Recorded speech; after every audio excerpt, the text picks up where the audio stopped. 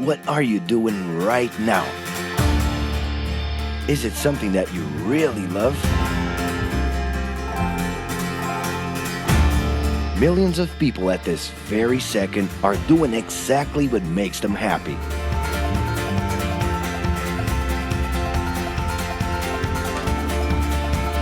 But wait a minute.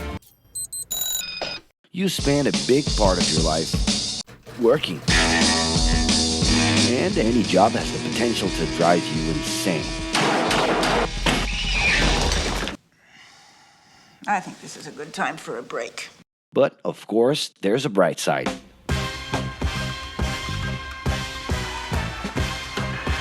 And the best thing, time off. As a matter of fact, the way we work influences new trends and behaviors in society.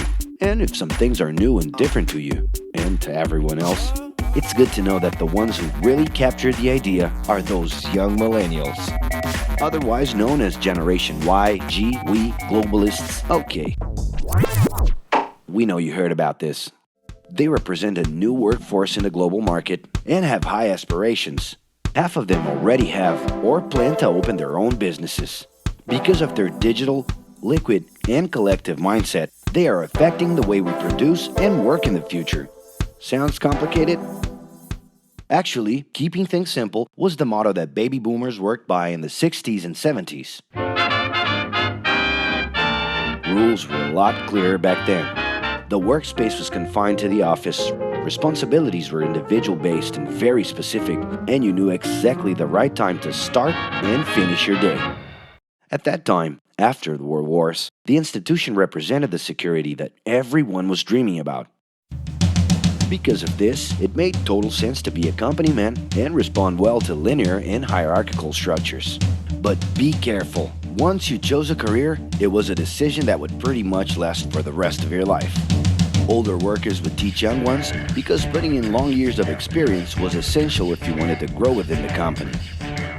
Having a job would guarantee social status and was the first step towards marriage and a first kid 9 months later. Work didn't mix with personal life. No bringing work home. But baby boomers worked a lot. It's been a hard day's night. And this had to do with keeping a deep sense of discipline and honor. Day-to-day sacrifices guaranteed that the family would be taken care of, and they knew that a big payoff would come, even if it would take a while.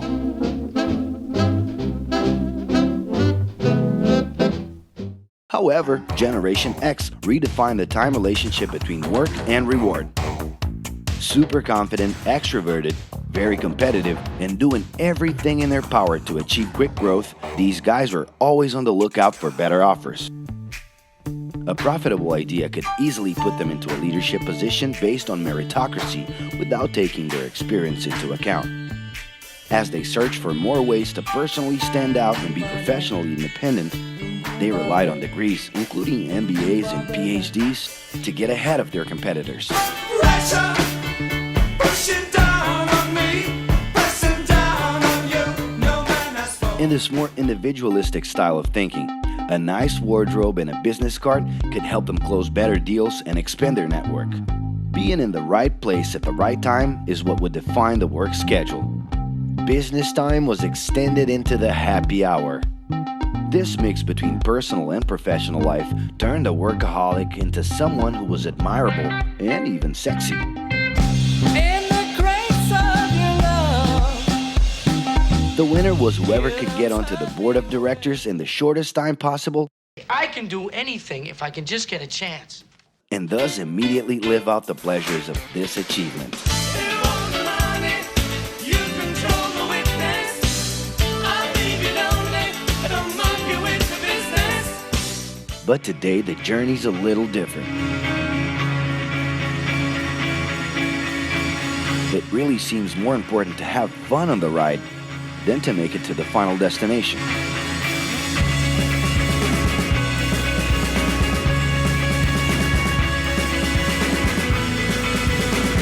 Ironically, millennials, those unpredictable kids, are the ones perfectly translating this new vision.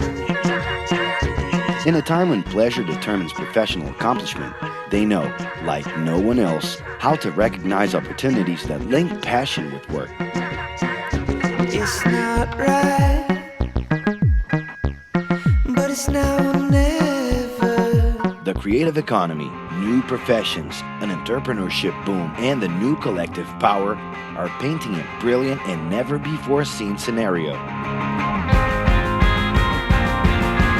No wonder millennials are so impatient. The speed at which they connect with the world sets the pace for their work relations.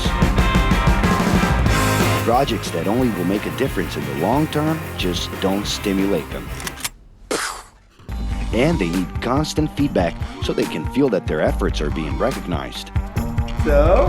It's great. I love it. The traditional pyramid inside of companies doesn't really fit with these anxious young people. They're excited about working with older generations, but only if the relationship is on equal terms and with mutual respect. It's all about exchanging knowledge, no matter your age. Being that millennials find empowerment in discovering things on their own.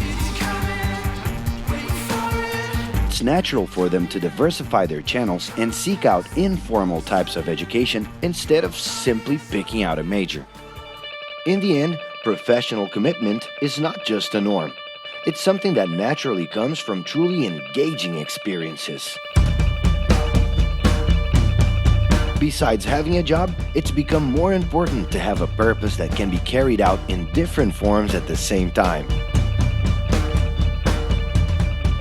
Mobility, shared workspaces, home offices, and the possibility to create your own hours make work always present, anytime and everywhere.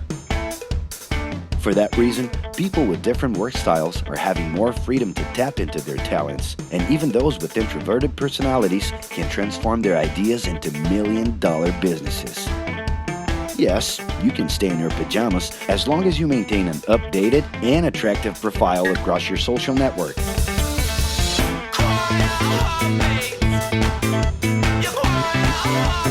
As you can see, flexibility is really the way to go. Millennials are fascinated when they get involved in works in progress and feel motivated by learning new skills. They're excited about an open and forever beta world where testing and messing with something unfinished is the only way to create the new. Millennials need more than ever to feel autonomous, and they're exhilarated by the challenge to develop and participate collaboratively.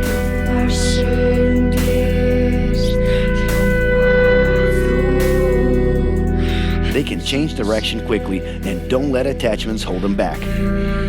It's about living better in the present with no illusion that the future can be controlled.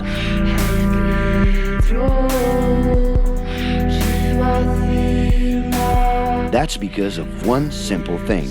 Whoever adapts more easily can evolve along with the changes.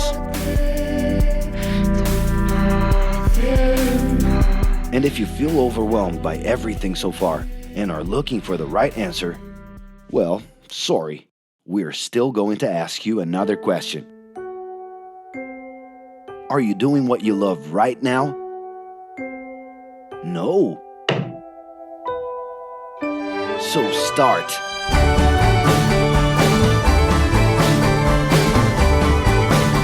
The clock is ticking and your life is in a hurry.